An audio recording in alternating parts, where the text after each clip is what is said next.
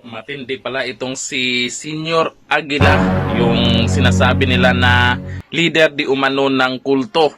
Ayan, nasa Senado na po iniimbestigahan na. Grabe po itong nalaman po natin. Matindi, may superpower pala kaya maraming sumapi dyan po sa kanila. Nako, sana all may superpower. Ito, panoorin po natin kung ano-ano po yung mga kaya niyang gawin. Niya po doon sa ospital, ipabago-bago po yung boses niya. May nagsasalita siya ng pangbabae, matandang babae, may nagkatsila, at may matandang lalaki, at yung boses niya ngayon. You confirm that, Jerez? Kaya mong magboses babae, boses katsila? Sampol. Ha? Kaya? Sige. Kaya? Hindi po yan totoo. Ha? Hindi po yan totoo. Hindi totoo. Opo. Sige, thank you. Tapos, during our meeting, he shouted, "Let the bird, kiahaw." Kiahaw na bird, no? Kind of bird. Let the bird sing. And unexpectedly, a bird sang. Yes po, sir. Ito yan, kumanta Opo. yung, paano? May boses po ng ibon Oh. na biglang tumunog. Huh? There was a time that galing sa kanya o galing sa ibon. May ibon talaga dumating na kumakanta. Sabi niya, tingog langgam kiyahaw. At may tumunog na naman din na ibon. Okay There was a time that it was raining hard and Senor Aguila shouted, "Let the rain stop." And indeed, the heavy rain stopped. Since then, we really became diehard believers because of his supposed powers. Yes po, sir. Huminto talaga ang ulan, sabi niya. Baka accidentally lang po din po, sir, yung... Bakit kaya naging diehard? Noon po yun, sir. Ano yun? Yung sobrang diehard pa. Kaya nga po huminto ako sa pagtuturo. Okay, thank you. Senator Risa, go ahead. Salamat kayo, Mr. Chair. At ma'am, sabi din po ni Mr. Galanida, gusto daw nila magtayo ng school. Ano pong tingin nyo doon sa planong yon? Ngayon lang din po sila nagplano na magtayo ng school nung pumutok na po yung kaso, ma'am. Bakit ganun yung timing? Sabi nga nung ibang tao na nandun pa sa baba, sa bundok, parang cover up ba? Yung cover up na hindi sila matatawag na kulto doon. So, pati yung pagtatayo ng school na ipinagbabawal naman ang mga bata makapag-aral, ngayon gustong gawin para i-cover up yung Opo. mga akusasyong iniimbestigahan. Opo, ma'am. Saka ma'am, ano exactly yung pinangako? Ano exactly yung pinangako sa inyo ni Senyor Aguila kaya kayo sumali noon? Pinapangakuan po kami, ma'am, ng langit. Pag makasunod po kami sa kanya, lahat po kami ay mapupunta sa langit. At yung hindi sumunod doon sa kapihan, ay pupunta kami sa impyerno. Balita po namin, explicitly sinabi ni Senyor Aguila ang mga government employees hindi mapupunta sa langit. Opo, ma'am.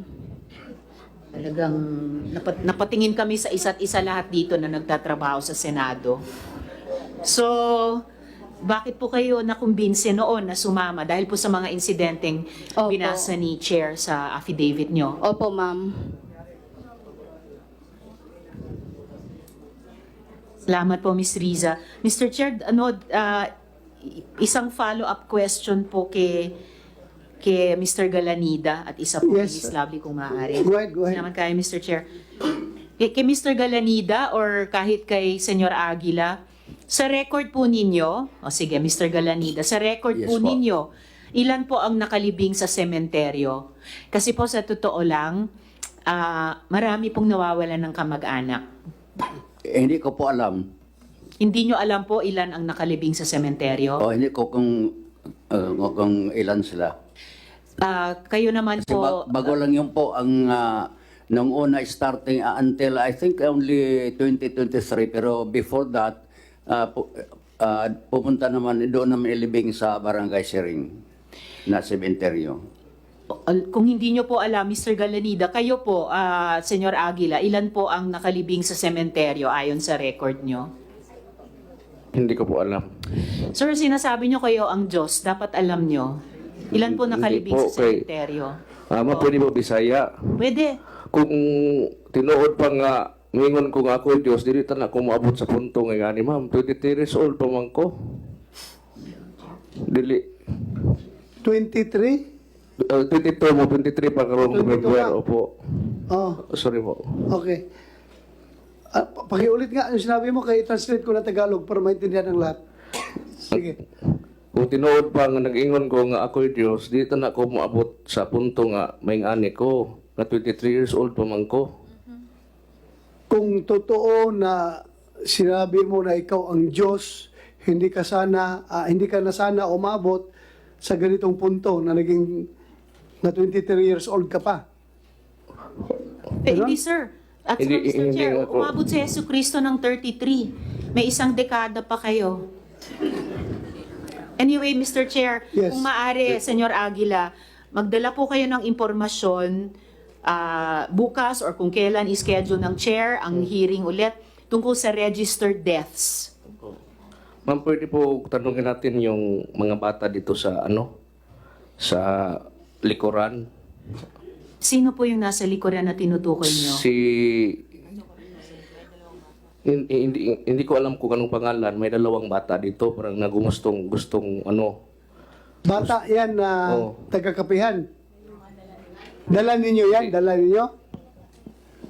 Isa po silang mga witnesses kasi yung isa na-release dati po sa hinihingi namin na habeas corpus at isa ka din lumayas sa sabi ko po nandoon sa kamay ng LGU at saka DSWD.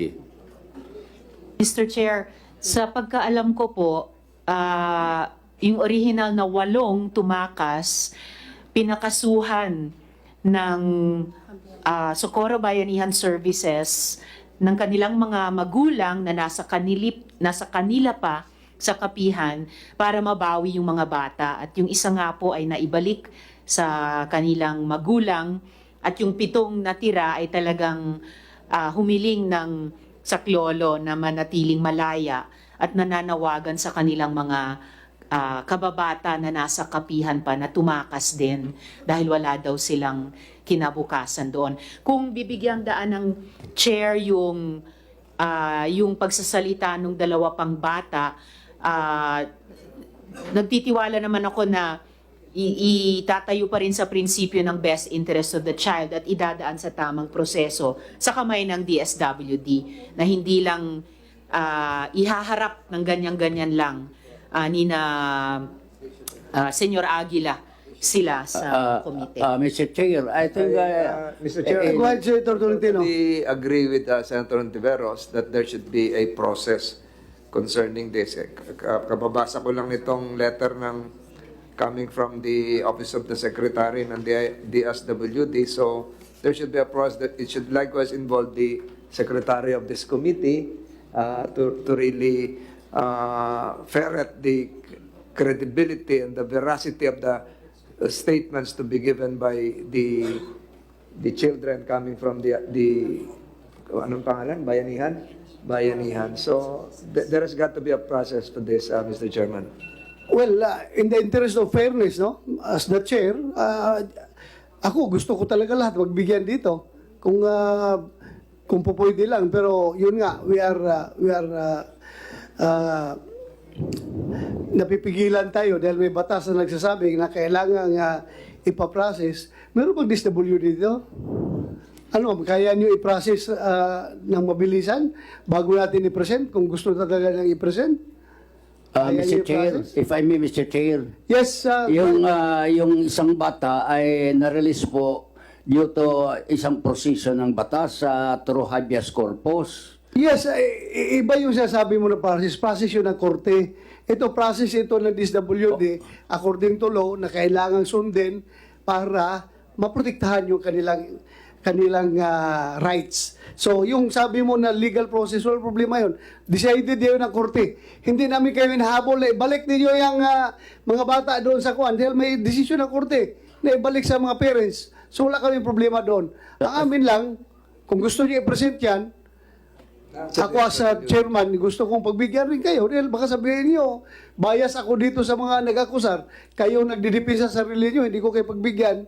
Gusto ko sana i-process. Kaya nga tinatanong ko yung DSWD kung Asek Dumlao, kaya niyo ba? Kaya? Dalawa yan, dalawa. 30 minutes. Dalawa po sila. Dalawa. Procedure po dyan. Kasi parang iniisip namin parang yung lang paratang sa amin yun ang palagi nagsasalita. We understand that. Well, naintindihan namin yan. Huwag ka mag-alala, intindihan namin yan. Tinatanong lang namin itong DSWD, kaya? Magandang hapon po, Mr. Yes. Chair. Tama po yung nabanggit ni Senator Tolentino na nakasaad sa aming position paper with respect to the attendance of children in committee hearings. Napakahalaga po na magkaroon muna ng social preparation sa Social preparation. bago Okay. po dumalo o ma-involve ang isang bata. How long sa will you ganito. do that for the two Para po sa witnesses social preparation, depende po iyan. Dahil kinakailangan na i-establish muna yung rapport between the social worker and the child. Hindi po madali dahil kinakailangan ding mag-usap at magkapalagayan yung pong social worker at yung bata. You're trying to prevent trauma, di ba? Tama po, Mr. Chair. So how fast can Isa you do po yan that? sa mga So you're looking tinitingnan at ng emotional DSWD. security, developmental needs, etc., etc. Yung dalawa dito, kaya niyong gawin ngayon o it will take time? Mr. Chair, kinakailangan po ng oras para po sa pagsasagawa ng social preparation. Oh, okay, we are not forcing you to do that. We just would like to, this committee would like to get your recommendation for the record. What do you recommend? You process that or it's impossible for you to process right away because as you said, you need time to establish rapport between the social worker and the minor. So, anong recommendation mo? So that the chair can roll that manifestation coming from the side of kapihan. Ano recommendation mo? We will take your recommendation. Mr. Chair, pwede naman po nating kunin yung bata, kausapin po ng ating social worker sa separate room, and then after that, doon po sa gagawin nating social preparation kasi kinakailangan i-explain doon sa bata anong importance ng kanyang pag-testify o pagbigay ng impormasyon dito, yung kahalagahan ng pagsasabi ng totoo. Okay, ganito na lang. Magbigay ka ng social worker mo doon, kumsek, bigyan mo ng kwarto, mag-usap sila doon, then afterwards, you give me your recommendation, ha? Kung pwede bang iharap sa committee yung bata. Kung mag-recommend ka na, hindi po pwede, Mr. Chairman, we will follow your recommendation. Pag sabi mo pwede, it's up to your determination. Okay? So, kung interest ko lang dito, is fair ako. Ha? Fair ako. Wala tayong pinapaboran. Mr. Chair, siguro dapat kasama si Asek Dumlao plus no representatives coming from kapihan o bayanihan. So, wala. WD at yung mga bata lang. Yung bata lang at DSWD, pag-usap sila. Yes, you want to say For the something? record, Mr. Chair, the parents are here. They can assist their children. They are here. Sa batas with po, us. DSWD ang nagpo-process nito, yung psychological evaluation, trauma prevention, etc., etc. So, yun po yung pinag-uusapan ngayon. So, sila. Mr. Chair. Walang problema. Magtiwala tayo.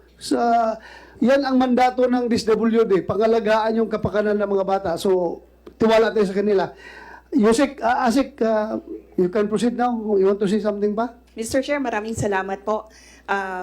Kasama po ng DSWD ang Council for the Welfare of Children. Very good. Titingnan po natin at siguraduhin nga po that the best interest of the children will be upheld and promoted and protected. In the person of Yusek Tapales po, CWC. Tapalis. How much time do you CWC need? is the attached agency of How much time DSWD. will you need? 2 hours, 3 hours?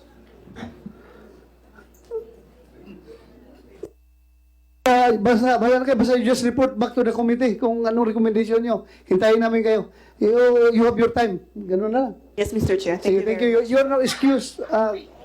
Samahan na nyo, kumsik, yung bata. Yan ang matindi, yung yung sinasabing hindi mapupunta sa langit yung mga government official. Naku po, paano na yan? Naku, ewan ko lang. Sa tingin ko po itong nangyaring investigasyon po dyan ay, naku, parang lumabas po yung mga kasinungalingan po dyan na nangyayari po na sinasabing leader ng kulto. Pero ito ngayon, malalaman po natin kung totoo ba yung mga superpowers na yan. Pero tinatanggi po ng yung leader na yan. Tinatanggi po na may superpower daw sila. Abangan po natin yung update dyan. Okay, dito na lang. Thank you. Bye-bye.